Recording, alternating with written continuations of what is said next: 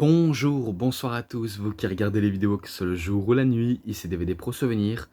Et oui, je poursuis encore, donc sans trop tarder, je vous le montre directement. Je vais tout de suite crescendo. The Great American Bash 2008, avec le décor de voiture à la casse explosée, les catcheurs JBL, John Cena, Batista, CM Punk, Triple H Edge. Et malheureusement, je n'ai pas Night of Champions 2008, car c'est le seul dans l'année 2008 qui me manque, vu comment j'avais regardé les différents pay-per-views sur Wikipédia pour voir ce qui pourrait me manquer. Et là, j'avais vu que Night of Champions me manquait. Et il y en a pas mal en année qui m'en manquent, donc ma collection est loin d'être complète. Et que si jamais j'arrive à les trouver, parce que je le dis bien si jamais, je pourrais, on va dire, un jour faire, on va dire, un renouvelle vidéo de ma toute nouvelle collection qui a bien évolué. Mais comme par hasard, un certain illustre inconnu que je connais bien et qui n'a pas arrêté de m'harceler plusieurs fois. Vous savez de qui je veux parler. Si vous savez pas, ce n'est pas grave. Mais en tout cas, j'espère que anciennement cinéphile, c'est bien vers qui je vise. Me forcer à faire un renouveau de ma nouvelle collection. Et que moi, je voulais justement d'attendre, parce qu'il faut que j'en achète plusieurs pour faire agrandir ma collection. Et bien sûr, je vais faire dans un endroit différent. Par exemple, dans une autre pièce d'à côté, je pourrais faire un genre d'étagère de disques pour vous montrer tout ma collection en détail. Mais sache que je vais te dire, double réseau souvenir, ce sera la seule, dernière, unique fois que tu me proposes ça. Parce qu'après, je ne vais pas le refaire pour toi. Parce que j'aime mieux faire pour des gens qui ne connaissent pas encore mon contenu de ma chaîne. Mais après, il y en a qui connaissent, parce qu'il y en a qui sont là, peut-être pour le début, ou alors jamais. En tout cas, je sais bien que Cédric Glavy était là depuis le début. Même si il réagit pas à mes vidéos, mais il regarde attentivement. Donc pour ça, je sais bien qu'il est généreux et que j'ai un bon accord avec lui. Mais pour ça, ce sera la toute dernière fois que tu me proposes ça. Parce que si jamais tu me proposes ça, je serai forcé de te refuser. Mais autrement, je te dis, je le ferai. Mais par contre, quand tu me demandes ça, tu gâches ma surprise. Et ça, je n'aime pas gâcher les surprises. Car ça nique tout et, euh, et ça a aucune patience limite. Donc je pense que j'ai déjà assez fait le détour sur ça. Et que maintenant, je passe à la carte du show. Tout d'abord, en bonus, Edge va payer. Alors, pourquoi Edge va payer? Eh bien, tout simplement parce que Edge avait trompé Vicky Guerrero avec une autre illustre femme inconnue qu'on ne connaissait pas encore, qui se faisait appeler Alicia Fox. Donc oui, c'est bien elle que je parle. Vu comment Triple H avait montré une vidéo comme quoi à Vicky que Edge le trompait, et d'ailleurs ce sera le cas, et je me rappelle qu'elle aura été comme une furie, elle voulait tabasser son soi-disant mari officiel, mais Triple H il adore ajouter des petits trucs pour, euh, pour mieux faire perdre la conscience et le savoir faire des personnes. Mais en tout cas, pas de Edge, car Edge, il a toujours des ressources nécessaires, mais Vicky, vu comment elle se sent trahie, eh ben, elle veut se venger, et vous allez voir même du côté de SummerSlam qu'elle aura réussi son coup. Ensuite, Kane veut savoir, alors il veut savoir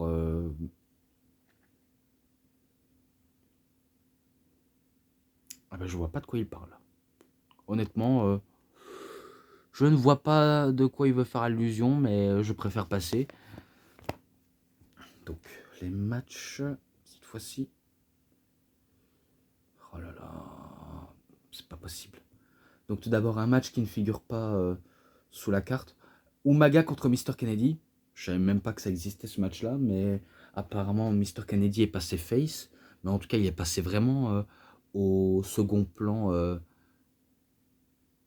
vu comment on dirait qu'il incarne un, un jobber par excellence, alors que c'est loin d'être un jobber. Lui qui a affronté quand même les plus grands, mais que suite à ça, eh ben, il se retrouve en bas de l'échelle. Donc il perd face à Umaga, face à un Samoan Spike, ce match-là, 3,20 aussi. Donc dans les matchs où ils sont impliqués, c'est un peu normal que je mette 3,20 parce qu'il y a des choses que j'ai pas grand-chose à noter, je vous le cache pas, vu comment je suis un petit peu blasé de faire des genres de chiffres comme ça. Mais tout d'abord, ben, la carte principale qui commence fort. Match Fatal 4-Way championnat tag team de la WWE. John Morrison et le Miz, si je crois bien. Ou alors Kurt Hawkins et Zack Ryder.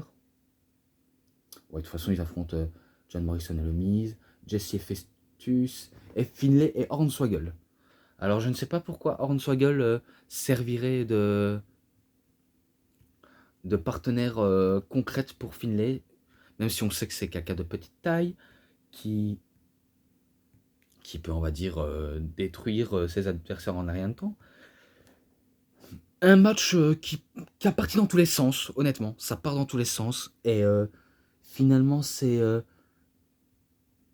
Kurt Hawkins et Zack Ryder qui battent Miz et Morrison, Jesse Festus, Finlay et Hornswoggle.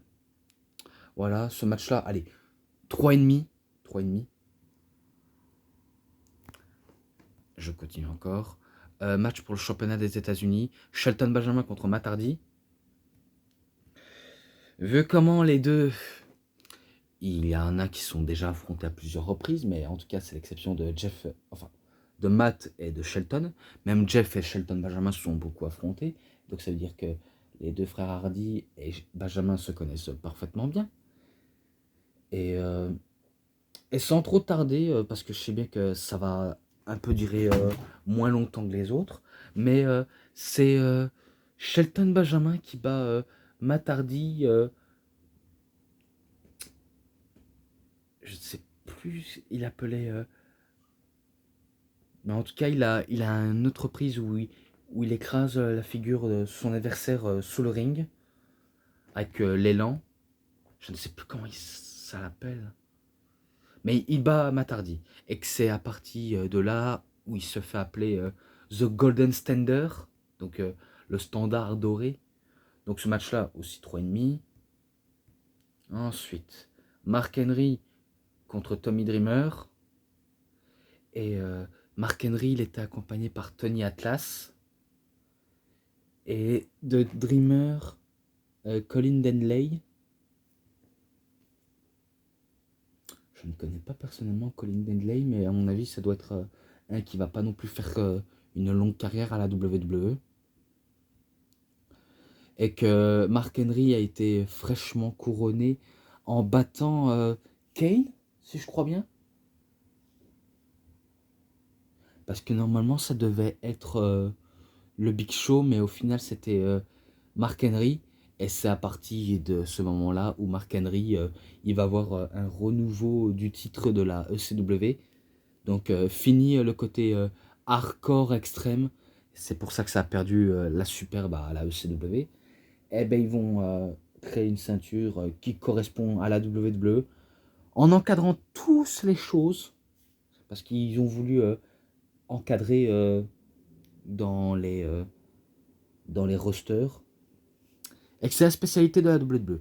Oui, si vous voyez des petits trucs icônes rouges, donc interdit à location, quelque chose comme ça, et les commentaires Philippe Chero et Christophe Ajuste, vous savez bien, et que c'est noté.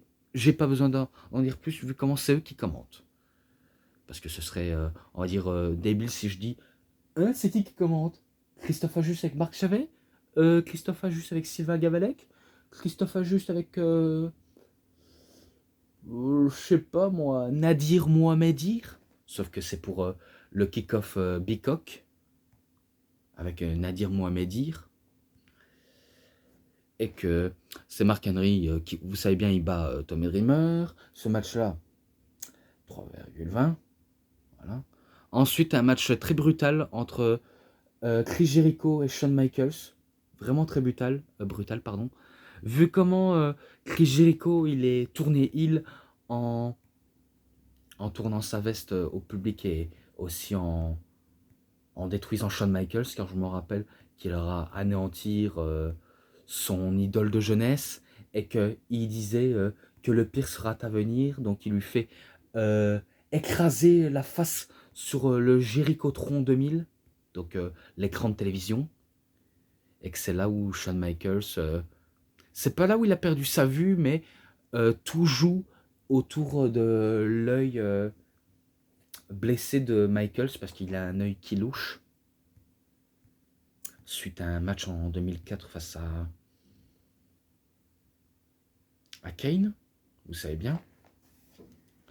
Eh ben, tout dans ce match va se jouer à l'œil blessé de Michaels. Jericho veut trouver, on va dire, un moyen de le blesser, vu comment il attend qu'il fasse une erreur, et qu'un coup de trop pourrait faire saigner Michaels de l'œil,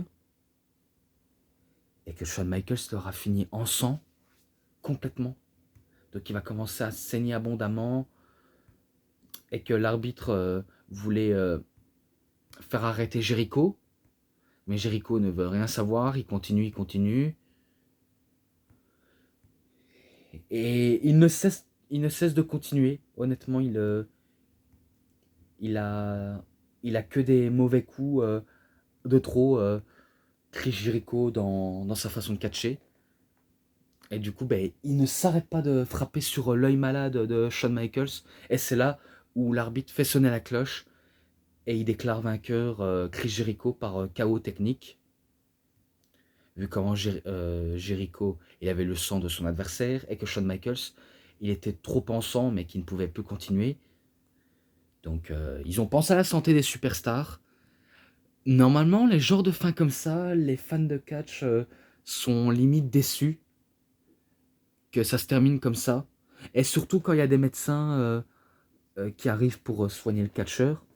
D'ailleurs, on sera pas encore en pleine période PG era, vu comment la PG era viendra lors de la, la dernière feud entre Chris Jericho et Shawn Michaels lors de No Mercy.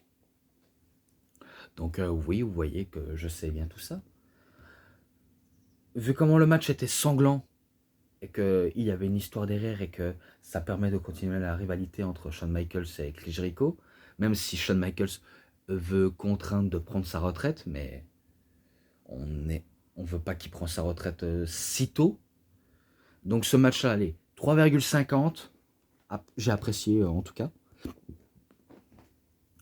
Et pour continuer encore, match pour le championnat des divas, Michelle McCool contre Natalia. Je sais pas quand elle a été créée, mais je pense que elle a été créée du côté de SmackDown, la ceinture des divas. Et que... peut-être. Peut-être, mais en tout cas, Michelle McCool n'était pas encore championne des divas, Natalia non plus. Donc on va dire que c'est le titre qui a été fraîchement créé et que l'une des deux pourrait remporter. Des bons techniques de la part de Natalia, vu comment à cette époque elle débutait en 2008, si je crois bien.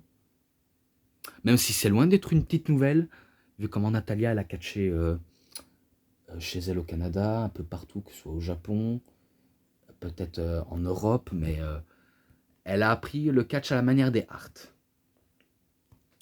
Et que, est-ce que c'est son heure de gloire? Non, malheureusement. Car c'est Michelle McCool qui bat Natalia. Et ça va peut-être vous étonner, mais elle bat Natalia par soumission. Alors que Natalia, c'est une spécialiste des soumissions, une technicienne dans son genre qu'elle perd face à ses techniques. Donc c'est un petit peu tiré par les cheveux, mais elle perd face face à une soumission, que je ne sais plus laquelle malheureusement. Mais c'est Victor Michael.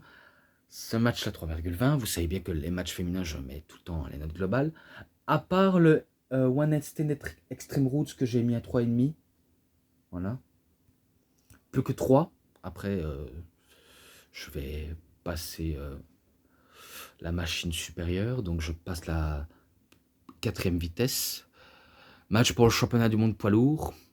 CM Punk contre Batista. Alors vu comment CM Punk il avait cash-in sa mallette face à Batista et que Batista il avait détruit Edge pour le faire perdre son titre, et ben CM Punk ben, il encaisse vite fait, il fait un JTS sur Edge et il devient le nouveau champion. Mais qu'il n'a pas le temps non plus de trop célébrer vu comment il est en rivalité avec Batista.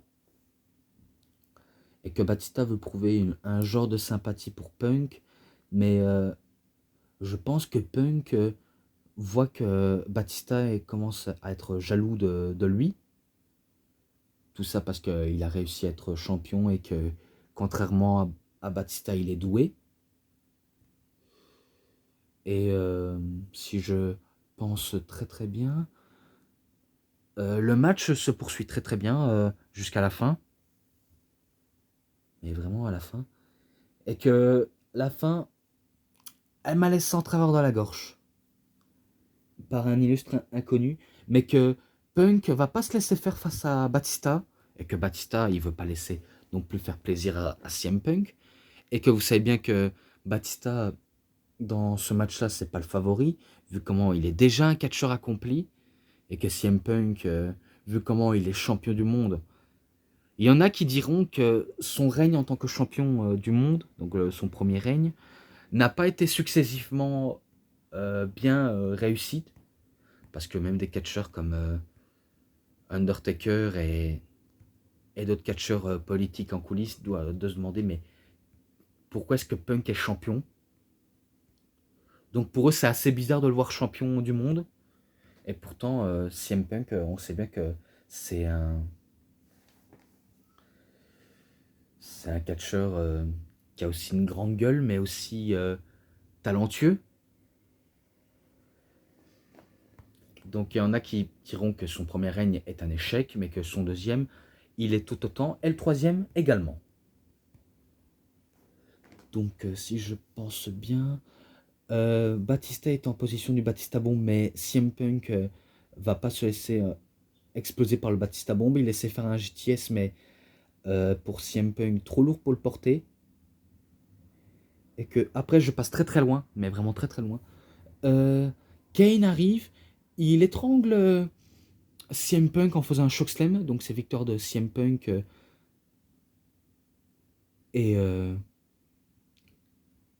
ah ouais, double disqualification, donc Batista et CM Punk gagnent ouais, ils gagnent par un double disqualification vu comment ils se sont fait tous les deux allumés par la machine rouge ou de Big Red Monster si on peut appeler ça. Donc le monstre rouge, Kane. Donc c'est défaite de ni l'un ni l'autre, je crois, que victoire des deux. Et qu'après, vu comment Batista n'est pas satisfait de ce genre de résultat, eh ben, il s'acharne sur Punk en le faisant un Spinebuster. Même s'il se fait un petit peu siffler par le public, mais pour lui, il devait, vu comment ça lui sortait en travers de la tête. Ensuite, bagarre de parking de New York. Donc c'est dans un parking justement dans l'arène de la WWE. JBL contre John Cena. Justement, vous connaissez bien les deux hommes. J'ai pas besoin de vous en faire rappeler, vu comment vous les connaissez. Vu comment dans la storyline, John Cena avait pété limousine de JBL, eh ben, il tente de faire, à l'image de sa limousine pétée, lui péter la figure. Et que John Bradshaw Layfield, vu comment, avec la bagarre, il faut pas trop jouer avec ça, vu comment c'est lui qui ressort vainqueur dans les moments assez brutaux, selon lui. Mais je crois que JBL, il se fait aider par d'autres catcheurs. Et John Cena, il se fait aider par les Crime Time. je crois, hein. Mais je sais bien qu'il se fait tous les deux aider. Et que je me rappelle que JBL a failli ôter la vie de John Cena. Je crois qu'il avait utilisé...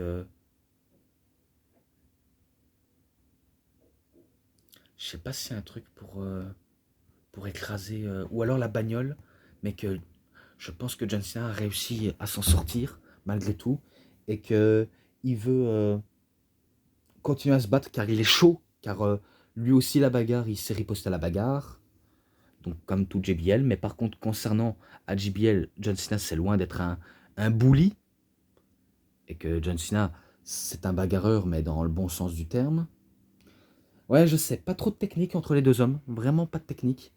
Donc ça se joue à la bagarre, pure et dure, jusqu'à ce que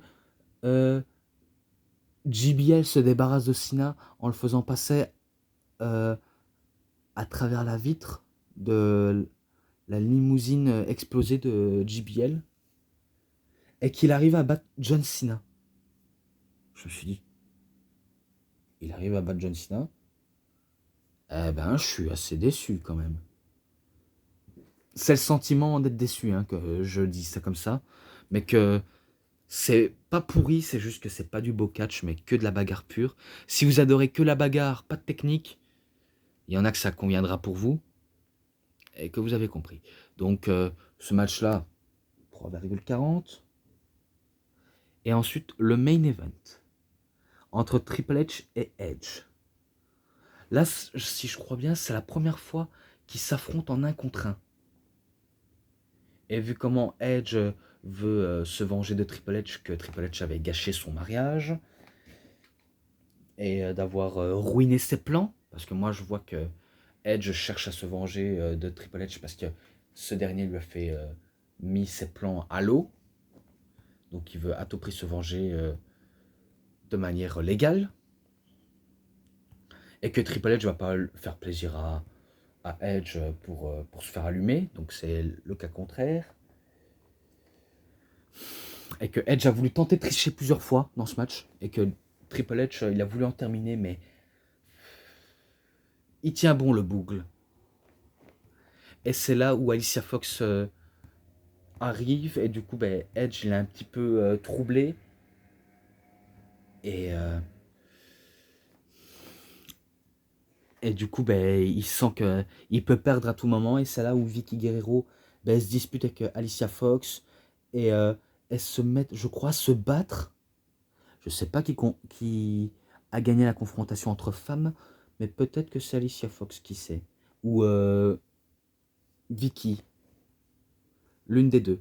Et du coup, vu comment Edge est troublé par cette action, eh ben, il se fait surprendre avec un pedigree. Donc c'est victoire de Triple H. Ce match-là, je sais pas si je l'avais déjà noté, mais je lui mets un 3,60. De toute façon, je verrai si je l'ai noté ou pas. Mais vous avez compris. Donc voilà, j'ai fini d'en parler plus sur cette review. Oui, je sais qu'il y a des petits points rouges à étiquette que j'ai un petit peu du mal parce qu'après, le plastique pourrait se défaire. Bon, les matchs bonus sainement ensemble,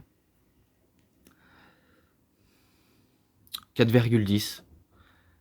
Car peu importe la plupart des bonnes qualités des matchs de ce Great American Bash, c'est loin d'être le pay-per-view le plus haut, le plus haut. Mais voilà quoi. Donc vous avez compris, j'en ai fini d'en parler. Si cette review vous a plu, vous savez ce qu'il vous reste à faire. Likez la vidéo, commentez, partagez, abonnez-vous à ma chaîne, cliquez sur la petite cloche pour avoir plus de notifications des prochaines vidéos. Et moi je vous dis bonne journée, bonne soirée à tous. Au revoir tout le monde pour une prochaine vidéo. A plus les fans de catch.